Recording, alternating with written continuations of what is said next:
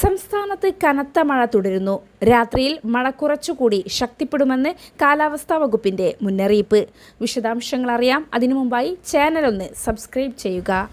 അടുത്ത 3 മണിക്കൂറിൽ കേരളത്തിലെ മലപ്പുറം, കോഴിക്കോട്, കണ്ണൂർ ജില്ലകളിൽ ഒറ്റപ്പെട്ടയിടങ്ങളിൽ ശക്തമായ മഴയ്ക്കും മണിക്കൂറിൽ 40 കിലോമീറ്റർ വരെ വേഗതയിൽ വീശിയേക്കാവുന്ന ശക്തമായ കാറ്റിനും സാധ്യതയുണ്ടെന്ന് കേന്ദ്ര കാലാവസ്ഥാ വകുപ്പ് മുന്നറിയിപ്പ് നൽകി. ഇടുക്കി ജില്ലയിൽ കനത്ത മഴയെ തുടർന്ന് രാത്രി യാത്ര നിരോധിച്ചു. ജില്ലാ കളക്ടറുടേതാണ് ഉത്തരവ്.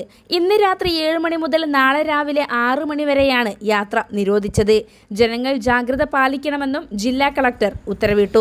രാത്രി മഴ ശക്തിപ്പെട്ട് രാവിലെ വരെ തുടരാൻ സാധ്യത. കാറ്റും തുടരും. കിഴക്കൻ മേഖലയിൽ മലവെള്ളപ്പാച്ചിൽ, ഉരുൾപൊട്ടൽ സാധ്യതയുണ്ട്.